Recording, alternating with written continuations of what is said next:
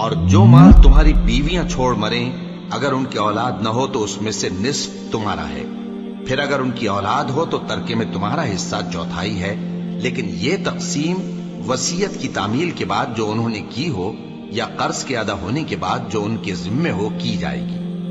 اور جو مال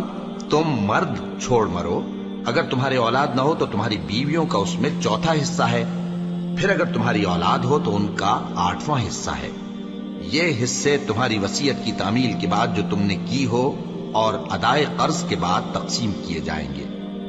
اور اگر ایسے مرد یا عورت کی میراث ہو جس کے نہ باپ ہو نہ بیٹا مگر اس کے بھائی یا بہن ہو تو ان میں سے ہر ایک کا چھٹا حصہ ہے، اور اگر ایک سے زیادہ ہوں تو سب 1/3 میں شریک ہوں گے۔ یہ حصے بھی بعد ادائے وصیت و قرض بشرطے کہ ان سے میت نے کسی کا نقصان نہ کیا ہو تقسیم کیے جائیں گے۔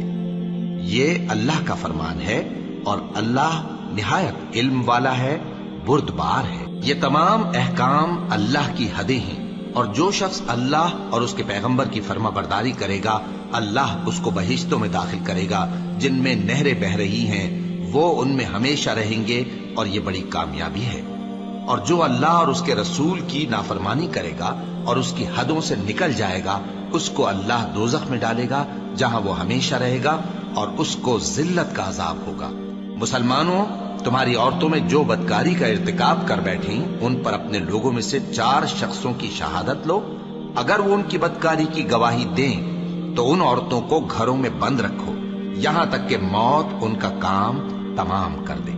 یا اللہ ان کے لیے کوئی اور سبیل پیدا کرے۔ اور جو 2 مرد تم میں سے بدکاری کریں تو ان کو ایذا دو، پھر اگر وہ توبہ کر لیں اور نیکوکار ہو جائیں تو ان کا پیچھا چھوڑ دو، بے شک اللہ توبہ قبول کرنے والا ہے، مہربان ہے۔ اللہ اکبر، اللہ